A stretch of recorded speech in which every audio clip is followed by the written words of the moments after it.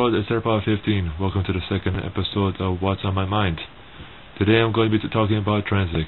Are you one of those people who takes transit every day from point A to point B? Well, I got some news for you. If you take a look at the newest buzzer, it would tell you that Translink is currently right now doing maintenance work. It's taking out the old tracks of New Westminster Station and Columbia and replacing the new ones. Now, after 24 years, these old tracks have to be replaced and there have to be new ones installed. Does the phrase "out with the old and in with the new" come to your mind? Now, also, Translink is also working on expanding their fleet of cars. As if you may have noticed or not, some Skytrains like the Expo line and Millennium carry 2 cars, while others have 4. Well, those 2 cars are going to be added on with 2 more cars to have 4 cars. So every Skytrain from now on is going to have 4 cars, which this is going to be an increase for passengers because no more crowding at local stations like Granville and Broadway and Metrotown and Surrey Central that have the most amount of people of all time. But Skytrain is not working on its biggest challenge yet, and that is how to satisfy its local customers, mainly us. Now, to me, the best way to Skytrain to satisfy us is to make Skytrain run 24 hours. How do you do this? Do you say? Well, basically, you just make sure that the Skytrain runs a decent schedule, not 1:30 a.m. Don't want that, but probably at least maybe until 3 or until 5, because some people who live in Surrey or Burnaby or Abbotsford or even Lougheed can't get around to their local stations unless they have a car or if they want to pay a lot of money for a cab fare. So having a Skytrain run 24 hours will be a big advantage, but let's also think of some disadvantages. What do you mean by disadvantages? Well, basically disadvantages like criminals might be able to get around easily from point A to point B than before, and homeless people might end up using Skytrain as their home because nobody would check if they're in there. Also, people who get wasted might fall asleep on the Skytrain and just go around the whole track and wake up in the morning thinking, "Where am I?" Anyways, when we were introduced to the new Canada line, I was thrilled. I was like, "Yes, Skytrain that goes to the airport. This is probably should have been constructed 10 15 years ago." And then when I saw the schedule for the Skytrain for the new Canada, I was like, no, they're not listening to us. For God's sakes, do something about this and fix this. What it is they made the Skytrain run only till 1:30, just like the Expo Millennium line.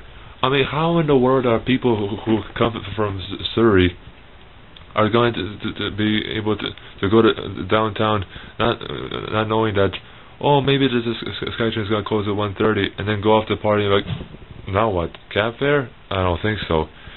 For the Canada line, it's a great addition to the Expo line and Millennium line, but why 1:30? What happens if somebody comes from the airport at 3?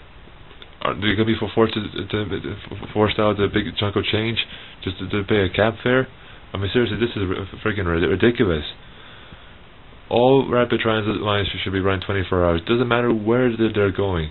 And also, stop and making a gap between stations and just connect all stations together. I would love to see an Expo line on the Canada line route. But no, they have to make a gap between each station so that the waterfront station for the Canada is divided between the Expo line waterfront station. Oh wow, big deal. Just make it like a 5-minute walk. Why is that? Just combine together so that both the Expo line and the Canada line can run on one track. And also having the Skytrain run to 24 hours will increase a lot more riders. People who don't take Skytrain will know that, hey, I don't have to waste money because Skytrain will run for me in 24 hours. And also people who take transit and realize that Skytrain is running 24 hours, they'll let their friends know, and their friends will tell their friends, and then so on and so on. Now, my question is to you is, what's going to happen when the Olympics show up? I mean, is transit going to keep it the way things are right now, or are they going to extend the time of operation hours, so that people who do show up overnight at the airport can get to the downtown hotel? If they do go with a regular service, then I'm sorry that there's nothing that can be done about this. But I really hope that there's going to be a change. If they can make a whole bunch of improvements, they can improve this. Our voices have to be heard, folks. We have to make an improvement on this. Otherwise, we're going to be living in a society that no matter what we say in the world, the bigger man will always push the little man down. If you want to learn more about today's episode and what we can do about this, there's a Facebook group called Skytrain Should Be Run 24 Hours. It's a great idea, and that when you join the site, it's going to require you to sign a petition, and you should say, yes, we want the Skytrain to run 24 hours. We want this. So that's all I have to say for today's episode. Don't forget to subscribe and comment and make a video response to this video.